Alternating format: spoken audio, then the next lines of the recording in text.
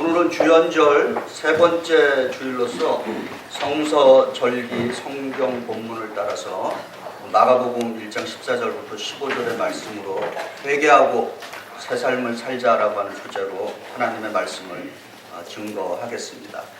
혹시 금년에 개인적으로 혹은 가정적으로 갱신, 리뉴해야 할 것이 있는 분들 있는 줄 믿어요. 저는 개인적으로 매년 저희 교회 앞에 이렇게 파킹을 하는데 원래 거기는 아무나 할 수가 없는 거죠. DOT, Department of Transportation에서 클러지 파킹 퍼밋을 줬습니다. 근데 지난주에 편지를 받았더니 자기네들 데이터베이스를 업데이트한다고 다시 모든 서류를 갖춰서 보내라, 그런 이제 서신을 이제 받았습니다. 그래서 이제 제가 또 재단이사의 도움을 받아서 서류가 굉장히 많습니다. 그래서 이제 1, 2주 안으로 이제 보내줘야 돼요. 그리고 또 개인적으로는 제 운전면허증이 이제 올해 3월에 갱신하러 가야 돼요. 그리고 우리 교회도 텍스 이그잼, 세금 공제를 받기 위해서는 매해 우리 프로퍼티를 우리 재단이사에서 뉴욕시티에다가 파일을 해야지만 또 이렇게 공제를 받을 수 있습니다. 우리는 일상생활에서부터 신문, 잡지, 크레딧 카드, 보험 등 수많은 갱신 통보, 리뉴얼 노티스라고 그러죠. 그것을 받고 있습니다. 들은 이야기 하나 해드리겠습니다. 이 9.11과 관련해서 월드 트레이드 센터 8층에서 일하던 한 한인 여성분에 관한 이야기입니다. 이분이 9월 11일 날 당일 아침에 엘리베이터 타기 전에 갑자기 캐시가 필요해갖고 엘리베이터 타지 않고 ATM 머신에 가서 현찰 60불을 빼냈다고 합니다. 그리고 돈이 나오고 그 돈에 뭐가 찍혔냐면 영수증에 September 11, 8:45 a.m.이라고 딱 프린트가 됐어요. 근데 바로 그 순간이 하이잭트된 공중 납치된 비행기가 월드 트레이드 센터에 부딪히는 그 순간이었습니다. 그래서 이 여성은 그 후에 ATM 영수증을 항상 지니고 다닌다고 그럽니다. 그래서 이분이 영수증은 자기가 하나님으로부터 받은 리뉴얼 노티스다라고 그렇게 믿고 있다는 것입니다. 우리 개인의 인생에 있어서 혹은 공동체의 삶에 있어서 하나님으로부터 이런 갱신 통보를 받은 적이 있을 줄 믿습니다. 우리는 비록 이 여인처럼 드라마틱한 그런 리뉴얼 노티스는 받지 않는다고 할지라도 항상 우리들에게 하나님께서는 갱신 통보, 리뉴얼 노티스를 보내주고 있습니다. 오늘 저희들이 읽은 마가복음 1장 14절부터 15절은 바로 우리 개인과 그리고 우리 믿음의 공동체를 위한 하나님의 리뉴얼 노티스, 갱신 통보에 관한 말씀인 것입니다. 여러 해 전에 미국 아이다호에서 신약 성경 학자들이 모여서 신약 성경에서 가장 중요한 성경 구절 30개를 한번 골라보자. 그래서 이제 신학자들이 신약 성경에서 30개의 중요하다고 생각하는 성경 구절들을 골랐습니다. 30개를 다 발표할 수는 없고 3등부터 발표해 드리겠습니다. 세 번째를 마크한 것이 요한복음 3장 16절입니다. 요한복음 3장 16절 다들 외우고 계시죠? 한번 같이 외워보시겠습니다. 하나님이 세상을 이처럼 사랑하사 독생자를 주셨으니 이는 그를 믿는 자마다 멸망치 않고 영생을 얻게 하려 하심이라. 할렐루야. 아유, 대단하십니다. 그 다음에 2등을 차지한 말씀이 있어요. 2등은 에베소서 2장 8절이에요.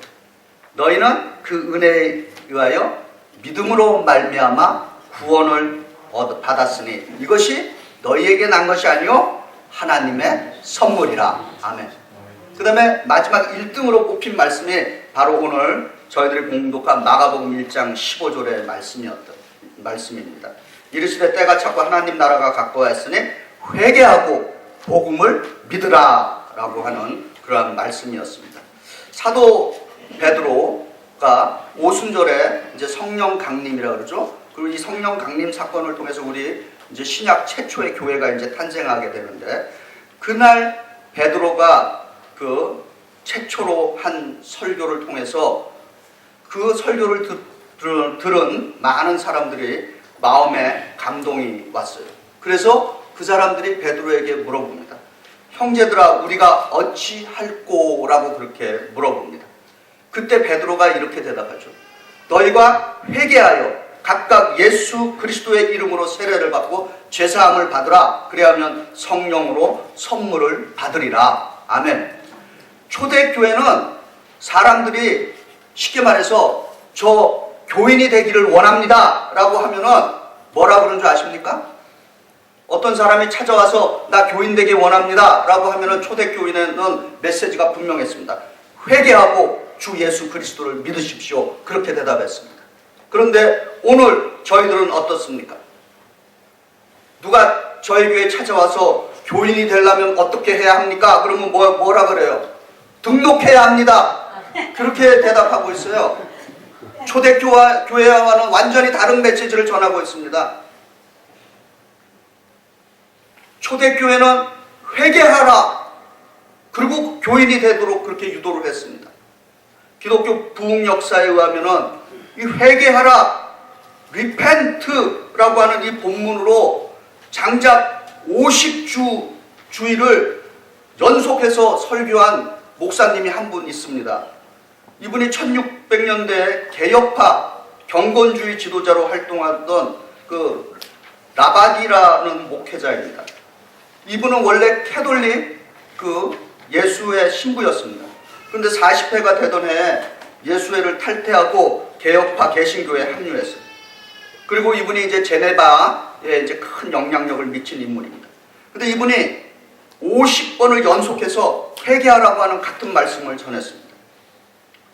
이 라바디가 같은 말씀을 연속해서 50주를 전한 그 목적은 뭐냐면은 동료 목회자들에게 성도들에게 필요한 것은 다른 것이 아니라 회개의 메시지를 선포하고 복음에 전념하라 라고 하는 그러한 뜻에서 이 말씀을 전했습니다. 감리교의 후손인 그 구세군의 창시자인 셀베이션 아미의 창시자가 누굽니까? 윌리엄 부스입니다. 이 윌리엄 부스가 이제 인생의 거의 막바지에 다다랐을 때 다가올 세기에 가장 교회에 위험이 되는 것이 무엇이냐라고 그렇게 물어봤습니다. 그때 윌리엄 부스가 이렇게 대답했어요. 다음 세계에 가장 위험한 것은 성령이 없는 교회, 그리고 예수 그리스도가 없는 기독교, 세 번째 회개가 없는 용서, 네 번째 거듭남이 없는 구원, 다섯 번째 하나님이 없는 정치, 마지막으로 지옥을 설교하지 않는 천국이라고 그렇게 말했습니다. 사실 이분의 예언이 거의 맞아떨어지고 있어요. 요즘 회개 설교하기 쉽지 않습니다. 지옥 얘기하기 쉽지 않아요. 감리교 창시자 요한 웨슬레는 기독교를 큰 집에다가 이렇게 비유를 했습니다.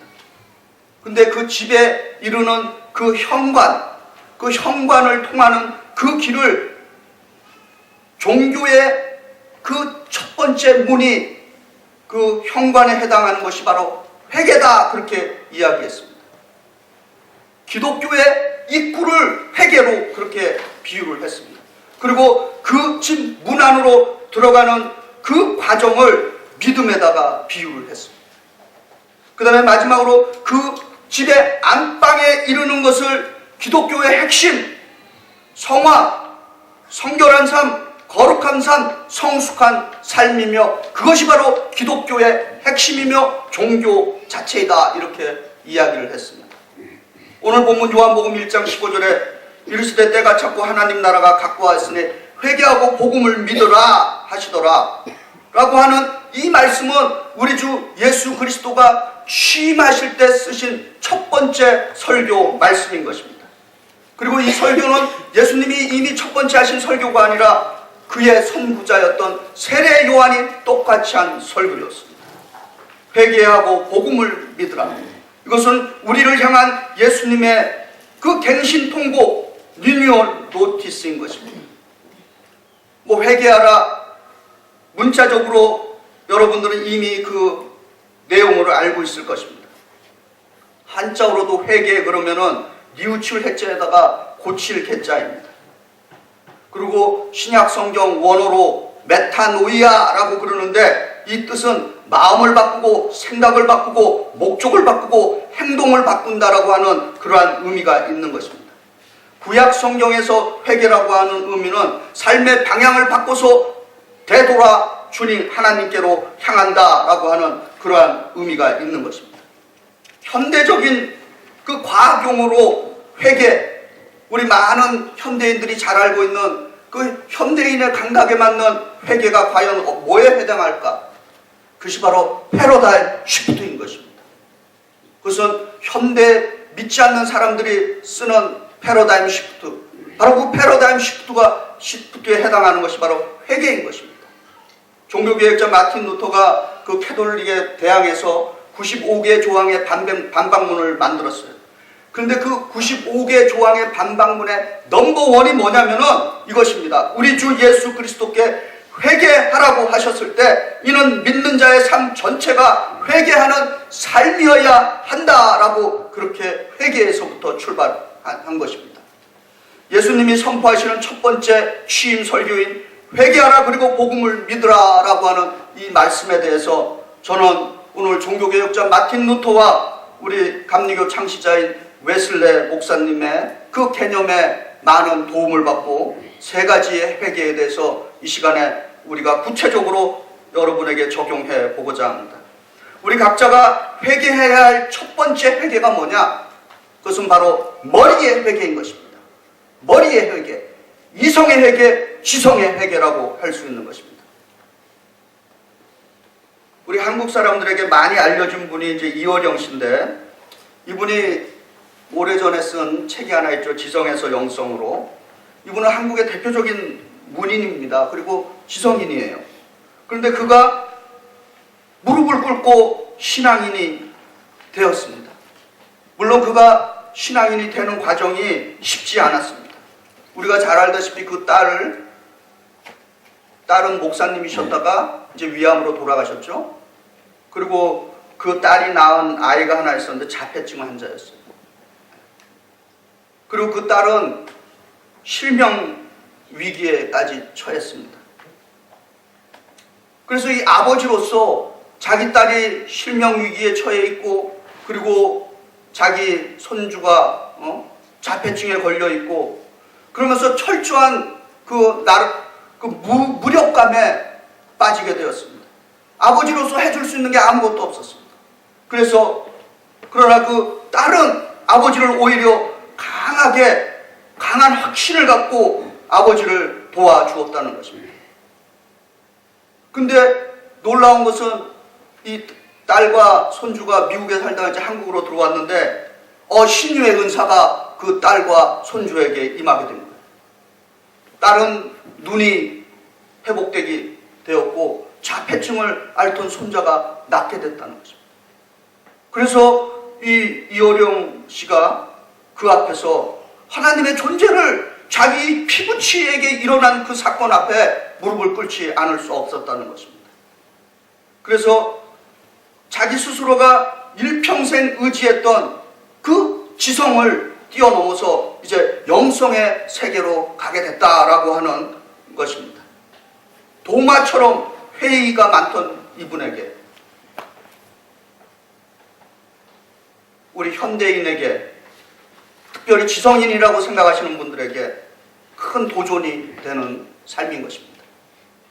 그러나 저는 개인적으로 진정한 머리의 회개, 이성의 회개, 지성의 회개는 하나님은 진실로 나의 창조주이시며 나는 그분이 창조한 피조물이다라고 하는 그 사실을 철저하게 깨닫는 분수를 아는 인생인 줄 믿습니다. 그리고 나 같은 죄인까지 살리신, 우리가 잘 아는 존 뉴턴의 나 같은 죄인 살리신, 전 세계인들이 가장 선호하는 찬송가입니다. 이 존 뉴턴이 이런 고백을 했어요. 나는 엄청난 죄인이며 예수 그리스도는 위대한 구세주이다라고 하는 그 사실을 깨달은 것입니다. 바로 이러한 깨달음이 지성의 회개인 줄 믿습니다. 머리의 회개인 줄 믿습니다. 두 번째로, 머리의 회개는 그걸로 머물러서는 안 되는 것입니다. 머리의 회개는 가슴의 회개, 마음의 회개로 이어져야 하는 것입니다. 우리 성경에 마태복음 5장 4절에 산상수훈에 이런 고백이 있습니다. 애통하는 자는 복이 있나니 그들이 위로를 받을 것이며. 할렐루야. 가슴의 회개, 마음의 회개는 애통한다라고 하는 것입니다. 애통하는 사람이란 어떤 사람이겠습니까? 자신의 죄에 대해서 깊이 슬퍼할 줄 아는 사람인 것입니다. 애통하는 사람은 자신과 타인의 죄에 대한 그 결과를 보면서 탄식하는 그 아픔을 갖고 있는 사람들인 것입니다. 특별히 이 애통은 영적인 측면에서 하나님과 우리 사이, 하나님과 나 사이를 갈라놓는 그 불의한 것에 대해서 애통할 수 있는 것입니다. 그리고 내 의를 내세웠던 것에 대해서 애통할 수 있는 것입니다. 실제로 예수님 당시에 거룩하고 성숙한 생활을 유지했던 사람들은 자기 민족 이스라엘이 당하는 그 고난과 수치, 그리고 외세의 압제, 그 이전에 백성들의 그 개인적인 죄, 그 민족의 그 공동체의 그 죄 때문에 그들은 수많은 눈물을 흘렸던 사람들인 것입니다. 예수 믿으면서 예수 때문에 한 번이라도 통곡의 눈물을 흘려본 경험들이 있습니까? 저는 초등학교 때 성령이여 강림하사 나를 감화하시고 애통하고 회개할 마음 충만하게 하옵소서 하면서 그 어린아이가 눈물 콧물 쏟은 적이 있는 것입니다. 그때는 그것이 무엇인지 몰랐어요. 그러나 울었습니다. 설교의 천재라고 불리우는 스펄전 목사는 이 마른 눈동자, 마른 눈으로는 천국에 갈 수 없다고 그랬습니다. 그 유대인의 탈무드에도 천국문은 기도에 대해서는 설령 닫혀 있다 하더라도 눈물에 대해서는 천국문은 열려 있다라고 그런 고백이 있는 것입니다. 다윗의 고백을 한번 들어보시기 바랍니다. 주의 손이 주야로 나를 누르시오니 내 진액이 빠져서 여름 가뭄에 마름같이 되었나이다. 내가 이르기를 내 허물을 여호와께 자복하리라 하고 주께 내 죄를 아뢰고 내 죄악을 숨기지 아니하였더니 곧 주께서 내 죄악을 사하여 주셨나이다. 아멘. 다윗처럼 자신이 지은 죄 때문에 뼈가 약해질 정도로, 기력이 쇠잔할 정도로 하나님 앞에 자복하고 회개하는 사람, 이런 사람들이 애통하는 자의 삶인 것입니다. 하나님 앞에서 가슴으로 많이 울어야 하는 것입니다. 울 수 있어야 하는 것이에요. 성경은 눈물로 씨를 뿌리는 자가 기쁨으로 단을 거둔다라고 약속해주고 있습니다. 하나님을 향해서 십자가를 보면서 울 수 있는 성도들의 삶이 되시기를 축복합니다. 세 번째로, 지성의 회개, 마음의 회개는 이제 물질의 회개로 이어져야 되는 것입니다.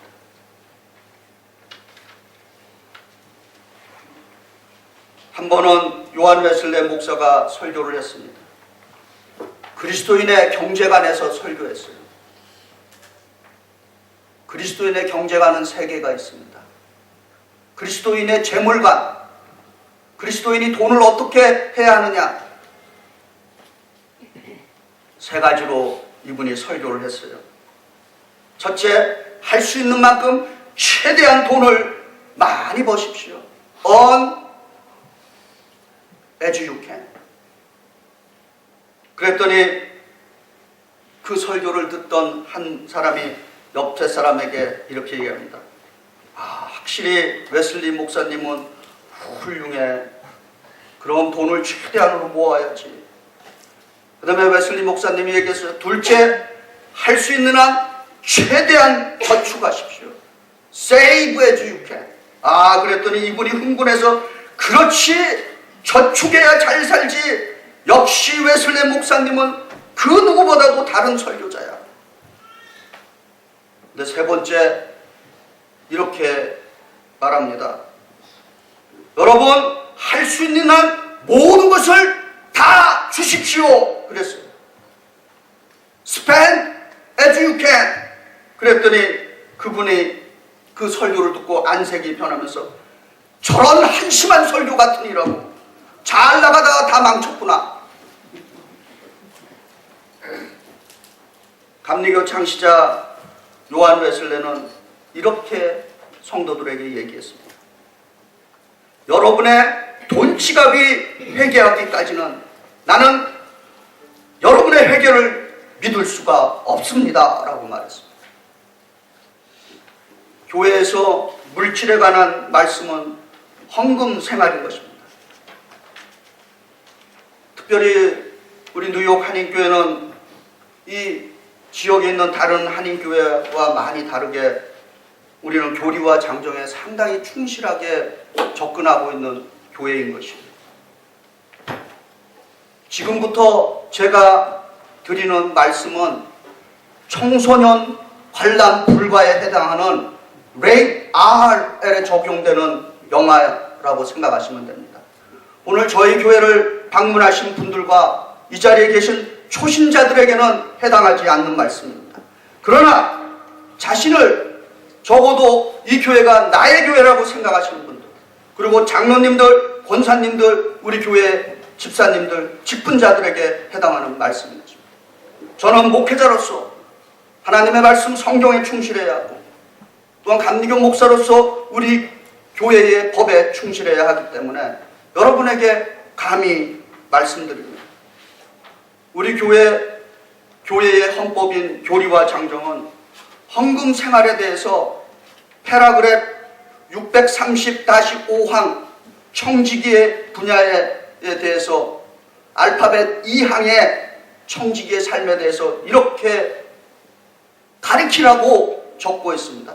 11조는 연합감리교에서 최소한의 헌금의 기준임을 개체교회에 가르친다라고 적고 있는 것입니다. 헌금은 청지기의 생활인 것입니다. 많은 분들이 11조 이야기하면 어떤 분들은 예수님은 11조 얘기하지 않았다고 말합니다. 그러나 그것은 성경을 모르고 하시는 말씀인 것입니다.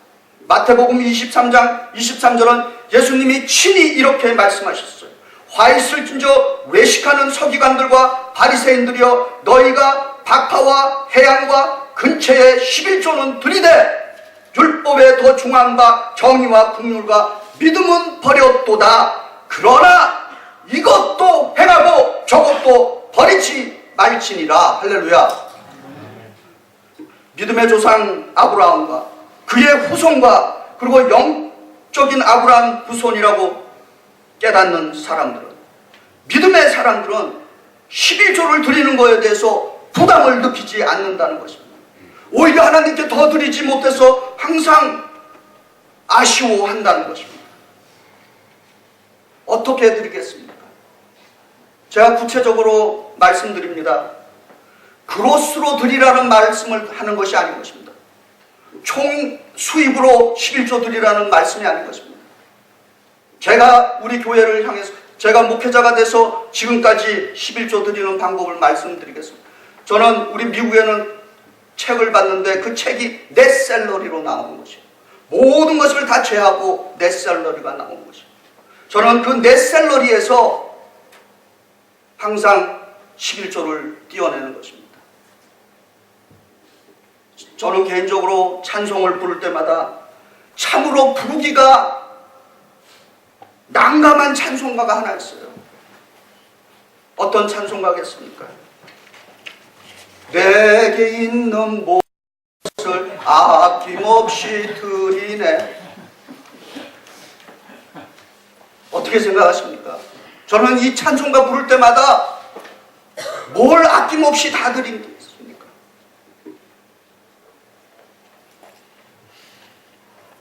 11조 생활은 신앙의 훈련이며 성화의 삶, 거룩한 삶, 성숙한 삶, 성결한 삶의 기본 훈련인 것입니다. 교회 성장학에 이런 말이 있습니다. 한 교회가 영적으로 그 교회가 수준이 있다 없다 무엇으로 평가할 수 있느냐라고 하는 질문이 있습니다. 그 교회 성장학자들은 대답이 간단한 것입니다. 예를 들어서 우리 뉴욕 한인교회가 영적으로 수준이 있다 없다 뭘로 구분하겠습니까? 교회 성장학자들의 대답은 간단한 것입니다. 교인들의 청지기 삶, 그들의 헌금 수준을 보라라고 하는 것입니다. 왜요? 예수님도 마태복음 6장 21절에 내 보물이 있는 곳에 내 마음도 있느니라 라고 말했습니다. 한번 생각해 보시기 바랍니다. 이 세상에 나의 것이라고 주장할 수 있는 것이 있습니까? 이 세상에 이건 내 것이다 라고 주장할 수 있는 것이 있습니까? 우리가 영적으로 깨닫게 된다면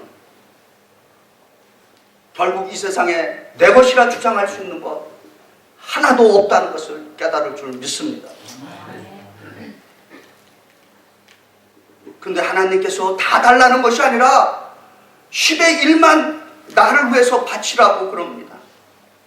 근데 사실 우리 주 예수 그리스도는 11조를 강조할 필요가 없던 분이십니다. 왜 그런 줄 아십니까?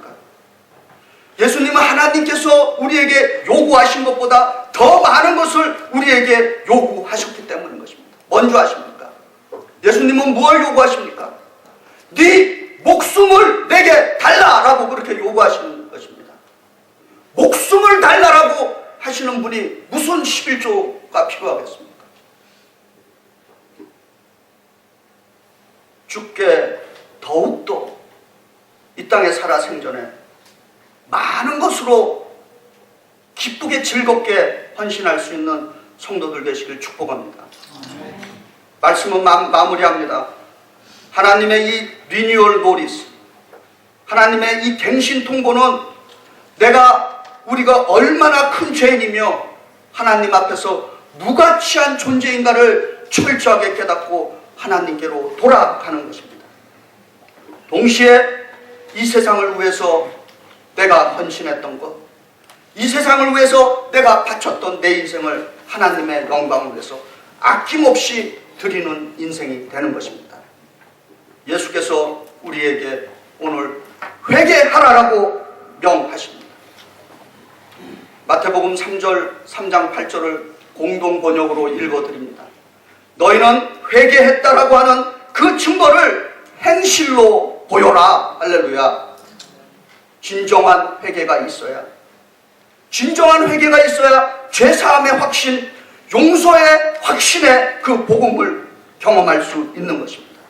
회개가 있어야 성령이 임하고 성령이 주시는 그 기쁨을 경험할 수 있습니다.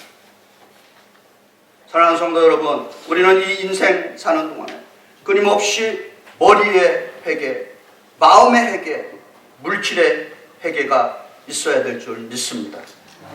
회개하시고 새 삶을 사시는 참된 그리스도인들이 되시기를 주의 이름으로 축원드립니다.